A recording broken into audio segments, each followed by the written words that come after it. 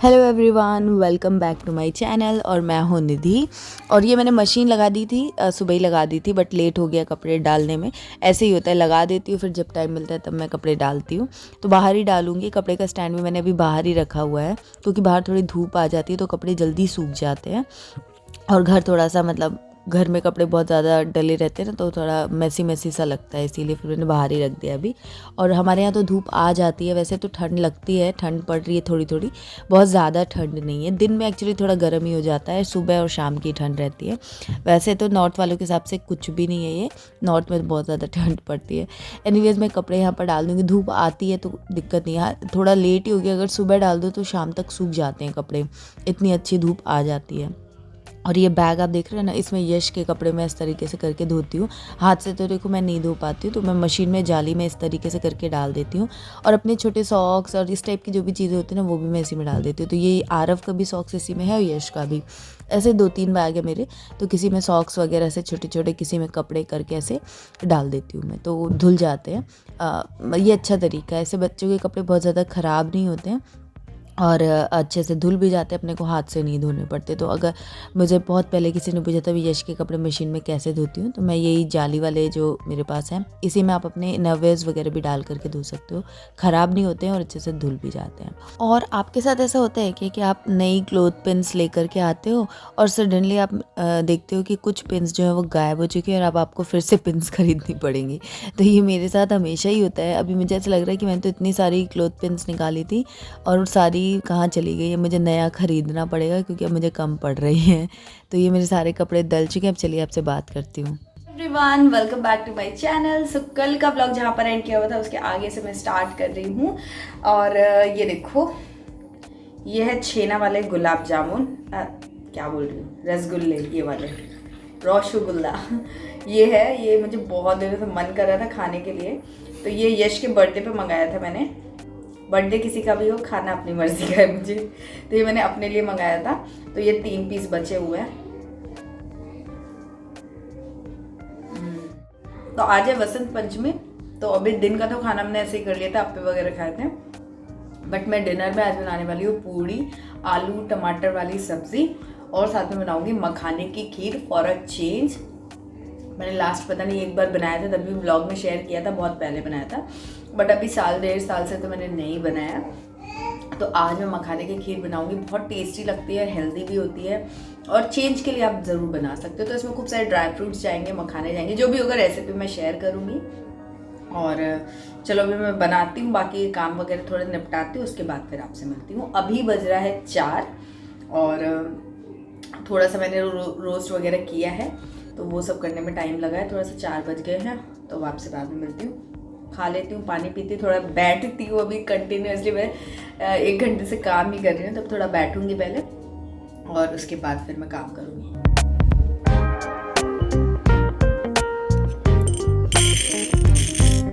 तो चलिए एक रेसिपी शेयर करती हूँ। यश के लिए मैंने बनाई थी साबूदाना पॉरेज। वेट गेन के लिए बहुत ही बढ़िया रेसिपी है, बच्चों को बहुत टेस्टी लगती है। और ये मेरी मम्मी ने बताई थी रेसिपी, हम लोगों को मम्मी ने ये खिलाया हुआ है, तो मैं वही आप लोगों के साथ में शेयर कर रही हूँ। एक रात पहले मैंने 1 चम्मच ये जो साबूदाना थे, छोटे वाले हैं, इनको अच्छे से धो करके सोक कर दिया था। वैसे गर्म पानी में 2 घंटे के लिए सोक करोगे तो भी काम हो जाएगा। इस तरीके से एकदम ही मशी हो जाएगा ये। और उसके बाद मैंने 1 टुकड़ा पम्पकिन का लिया है, कद्दू का। आप गाजर ले सकते हो, लौकी ले सकते हो, कोई भी ऐसी सब्ज़ी ले सकते हो। उसके बाद मैंने उसे छील करके और अच्छे से ग्रेट कर लिया था। और थोड़ा सा मैंने मिल्क पाउडर, फॉर्मूला पाउडर जो है वो भी ले लिया है। तो यहाँ पे थोड़ा सा घी गरम किया है और उसके अंदर जो ये पम्पकिन था इसको अच्छे से भून लूँगी, ज़्यादा नहीं, 1-2 मिनट के लिए, ताकि जो घी है ना उसमें इन्फ्यूज़ हो जाए, खुशबू और टेस्ट बढ़ जाए। उसके बाद जो ये भीगा हुआ साबूदाना है वो भी मैं उसमें डाल करके अच्छे से चला दूँगी, थोड़ा सा पानी के साथ में।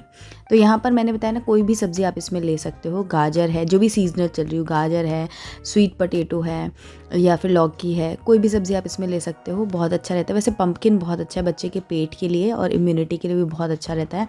इसमें वाटर कंटेंट भी बहुत अच्छा रहता है, तो कॉन्स्टिपेशन वगैरह अगर है तो आप ये वाला दे सकते हो। और साबूदाना वेट गेन में बहुत हेल्प करता है। तो और ये कन्वेंशनल रेसिपी है, मेरी मम्मी ने बताई है, तो मतलब ट्राइड एंड टेस्टेड है, तो ये आप बना सकते हो। और इसमें ना आप नॉर्मल ये जो गाय का और भैंस का दूध आता है वो भी डाल सकते हो। मेरे पास फॉर्मूला मिल्क भी रखा था, तो वो मैंने सोचा कंज्यूम ही कर लेती हूँ, तो वो इसमें डाल दूँगी। क्योंकि फार्मूला मिल्क ज़्यादा दिन तो आप रख नहीं सकते और मैं ऐसे रेगुलर फार्मूला मिल्क कभी यश को नहीं दे रही हूँ। मैं अपना ही फीड देती हूँ, कभी कभार मैं उसे फार्मूला मिल्क देती हूँ क्योंकि ज़रूरत ही नहीं पड़ती है। उसके बाद ये मैंने एक मिक्स बनाया हुआ है जिसमें काली मिर्च का पाउडर है, जायफल का पाउडर है और इलायची का पाउडर है और कभी दालचीनी का पाउडर भी मैं डालती हूँ, 1 पिंच। सारी चीज़ें 1-1 पिंच ही डालनी है। तो इससे क्या फ्लेवर्स भी अच्छे हो जाते हैं और ये डाइजेशन वगैरह के लिए भी बहुत अच्छे रहते हैं। ये जो अच्छे रहते हैं मसाले डालने चाहिए। उसके बाद मैंने फिर से थोड़ा सा पानी, करीब आधा कप से ज़्यादा, ये जो कटोरी आपने देखी ना, ऐसे 1 कटोरी पानी मैंने डाला था टोटल। तो इससे क्या है, साबूदाना एकदम अच्छे से गल जाते हैं तो इसको पीसने करने की ज़रूरत नहीं पड़ती है। इवन आप 7 मंथ से ये रेसिपी दे सकते हो, कोई दिक्कत नहीं है। और 6 मंथ के बच्चों को भी अगर देना चाहो ना तो इसको थोड़ा सा पीस लेना तो प्यूरी फॉर्म में हो जाएगा, क्योंकि पंपकिन और वो सब है, मतलब जैसे आपका बच्चा किस टेक्सचर में खाना पसंद करता है उस पर डिपेंड करता है। लेकिन ये बहुत ही अच्छे से स्वॉलो हो जाता है, एकदम स्टिकी रहता है ना, तो कोई दिक्कत नहीं होती, अटकने का कहीं कोई चांस नहीं है। तो ये देखिए एकदम थिक हो चुका है। तो अब बस इसको मैं बंद कर दूँगी और इसको कटोरी में निकाल करके फिर इसमें आप चाहो तो फार्मूला मिल्क या फिर ब्रेस्ट मिल्क जो भी चाहो वो ऐड कर सकते हो। और अगर आपने नॉर्मल गाय या भैंस के दूध में ही बनाया है तब तो फिर कोई दिक्कत नहीं है, तो कुछ मिलाने की ज़रूरत नहीं है। इसमें मैंने कोई चीनी वगैरह नहीं डाली है क्योंकि मैं फार्मूला मिल्क ऐड करी थी तो वो अपने आप से ही थोड़ा स्वीट रहता है और बाकी की चीज़ें भी थोड़ी स्वीट साइड में ही हैं। तो मैंने कुछ मिक्स नहीं किया था और ज़रूरत नहीं लगी थी। यश ने काफ़ी इन्जॉय करके खा लिया था और ब्लैंड नहीं लग रहा था। बट अगर आपको लग रहा है कि आपको डालना है तो आप इसमें थोड़ा सा गुड़ का पाउडर डाल सकते हो। चीनी मत डालना, चीनी की ज़रूरत नहीं है। और कोई ऐसी रेसिपी एकदम ही ब्लैंड हो रही है उसमें आप थोड़ा बहुत चीनी डाल दो तो चलेगा, बट ऐसे हर रेसिपी में डालने की ज़रूरत नहीं होती है। तो ये रेसिपी आप भी ज़रूर ट्राई कीजिए, बच्चों के लिए बहुत अच्छा रहता है। वेट गेन में बहुत सारे इसके न्यूट्रिशन वैल्यू भी हैं तो अच्छा रहेगा। इसमें आप वैरायटी कर सकते हो, जैसे मेरी मम्मी ने बताया था कि वो डेली ही देती थी, तो अलग अलग आप वेजीज वगैरह ऐड कर सकते हो, कभी प्लेन भी दे सकते हो, तो काफ़ी अच्छा रहेगा। और ये देखिए कितना अच्छा इसका टेक्स्चर आया है। मैंने आप लोगों के साथ में 2-3 तरीके की प्यूरीज भी शेयर की है, मिक्स वेज प्यूरी है या फिर पिंक कलर की प्यूरी मैंने शेयर की है, तो आप शॉर्ट्स में देख लेना, वहाँ पर आपको सारे देखने को मिलेंगे। वो सारी चीज़ें भी आप इसमें ऐड करके वेरिएशन दे सकते हो। तो यहाँ पे ना मैंने कुछ ड्राई फ्रूट्स निकाल लिए। बादाम है, इसको इसी में कूट करके मैं लूँगी, इतने बादाम लूँगी। और यहाँ से किशमिश ले लूँगी और थोड़े से ये टूटे वाले काजू ही मैंने खरीदे थे लड्डू बनाने के लिए, तो आधे इसमें से यूज़ कर लूँगी मैं।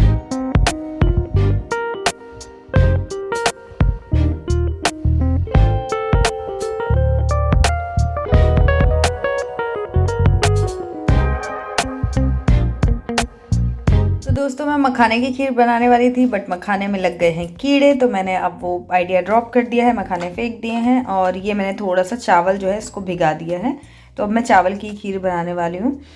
वैसे भी मेरे हस्बैंड बोल रहे थे चावल की खीर खाने के लिए, तो अब फाइनली उनके मन का ही बनने वाला है। और यहाँ पे मैंने सारे ड्राई फ्रूट्स कट नहीं कूट दिए हैं उसमें। तो बादाम है, काजू है और ये है चिरौंजी और किशमिश थोड़ी सी ले ली है, तो इसको मैं घी में रोस्ट करके डालूंगी। और चावल मैंने सोक कर दिए तो अभी थोड़ी देर से चढ़ाऊंगी। दूध यहाँ पर रेडी है, डांस कर रहा है हमारा कैमरा खुशी में। और ये देखिए यश के लिए मैंने पंपकिन एंड साबूदाने की खीर बनाई है, तो अब वो जब सो के उठेगा तब मैं उसे खिलाऊंगी। ये बहुत ही टेस्टी लगती है, आप खुद के लिए भी बना के खा सकते हो। मुझे तो बड़ी अच्छी लग रही है, मैंने टेस्ट किया तो अब मैं बनाने जा रही हूँ खीर। और अब चावल की खीर क्योंकि बन रही है तो ठीक है, जिस चीज़ की डिमांड थी अल्टीमेटली वही बन रहा है। तो दूध मैंने अच्छे से बॉईल कर लिया, 1 बॉईल आने के बाद भीगे हुए चावल थे वो डाल दिए और वो पकाऊंगी। खीर बनने में तो थोड़ा टाइम लगता है, मैं 1 लीटर दूध को आधे लीटर तक मैं कन्वर्ट करती हूँ, तो उसमें धीरे धीरे में टाइम लगता है चला चला करके। तो जब तक हो रहा था साइड में मैंने ये जो ड्राई फ्रूट्स कट किए थे, कट नहीं मतलब ऐसे ही कूट लिए थे, इनको मैंने थोड़े से घी में रोस्ट कर लिया तो थोड़ा अच्छा लगेगा। डायरेक्ट भी डाल देती हूँ मैं, ऐसा कुछ नहीं है, बट आज क्योंकि कढ़ाई में सब्ज़ी बनाने ही जा रही थी तो मैंने थोड़ा सा पहले उसी कढ़ाई में घी में रोस्ट करके रख लिया है। बाद में जब खीर ऑलमोस्ट 90% डन होगी तब फिर मैं ये सब चीज़ें डाल दूँगी उसमें। तो ये मैं निकाल करके साइड में स्टोर कर लिया। अब सेम कढ़ाई में मैं कद्दू की सब्ज़ी बनाऊँगी, क्योंकि आज बसंत पंचमी है तो मैंने सोचा चलो थोड़ा पीला पीला सब चीज़ें रहेगा। और मुझे आज पंपकिन यश के लिए बनाना भी था, तो पूरा बड़ा सा एक पंपकिन आया था तो थोड़ा सा कट करके मैंने उसके लिए बना लिया, बाकी की सब्ज़ी बना रही हूँ मैं।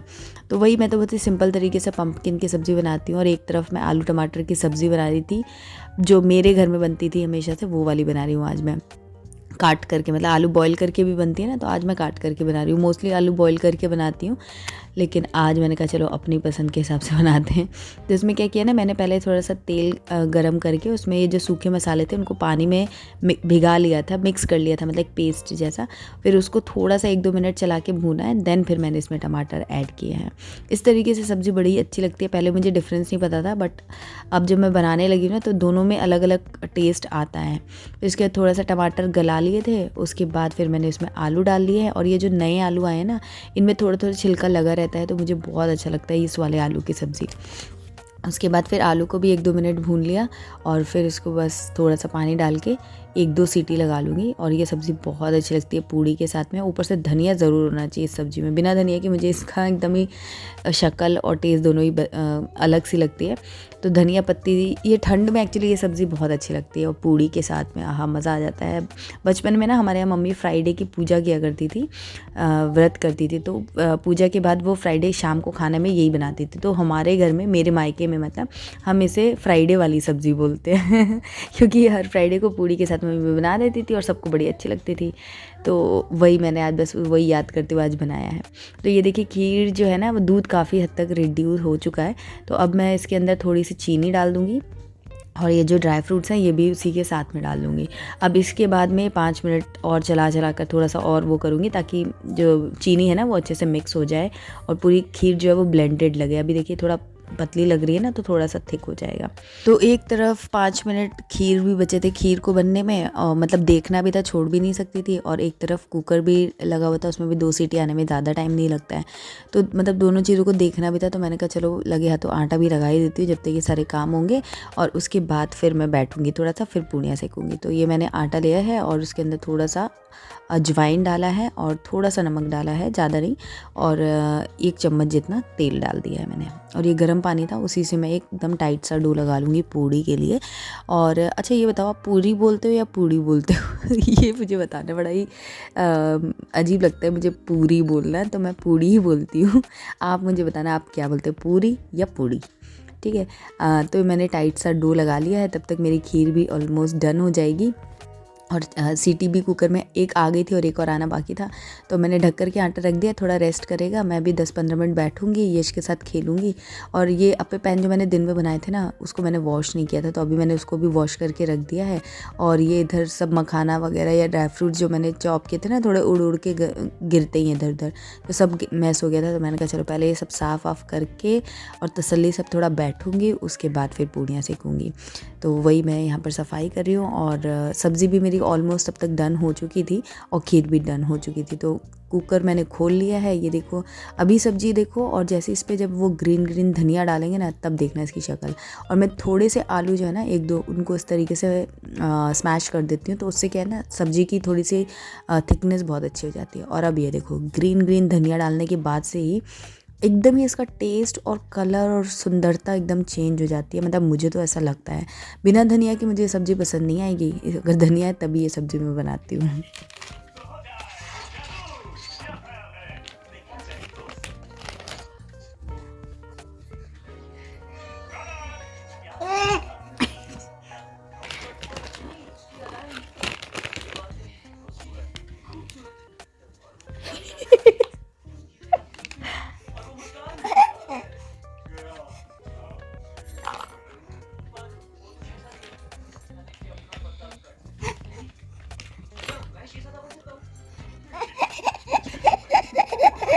लो लो लो, ये लो।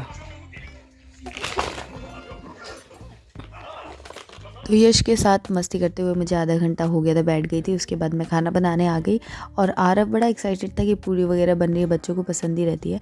बट शाम तक वो एकदम बढ़िया था, और जब खाना वाना मैंने लगा लिया तब फिर वो उसकी तबीयत जो है एकदम से डाउन हो गई, उसको फ़ीवर भी आ गया, कान में भी उसके काफ़ी दर्द होने लगा। मुझे तो समझ ही नहीं आया यार, शाम को तो एकदम बढ़िया था, 2 घंटे में ऐसा क्या हो गया। बट कोल्ड वगैरह होता है ना बच्चों को, तो कान में इन्फेक्शन या दर्द होता ही है। आरव को तो कई बार ही हो जाता है। तो हमने अगले दिन फिर डॉक्टर को भी दिखा लिया था, तो अब वो बेटर है आरव भी, बट डॉक्टर को दिखा लिया था। तो उन्होंने यही बोला था कि कोल्ड की वजह से बच्चों को कान में दर्द होना कॉमन है, तो उसको होता रहता है। लेकिन ये है ना कि बच्चे अगर 2 हैं तो समझ लो एक ना एक तो यार बीमार रहता है, कुछ ना कुछ लेकर के बच्चे परेशान आपको रखते ही हैं। तो अभी यश ठीक हुआ था तो फिर ये बीमार हो गए। फिर अब टचवुड दोनों ही लोग अब बेटर हैं, दोनों को अब दवाइयाँ नहीं चल रही हैं, हो गए हैं ठीक। तो ये देखिए पूड़ी मेरी बन गई है। बड़े दिनों बाद मैंने एकदम फुल फ्लेश थाली लगाई थी, तो मुझे बड़ा अच्छा लग रहा था।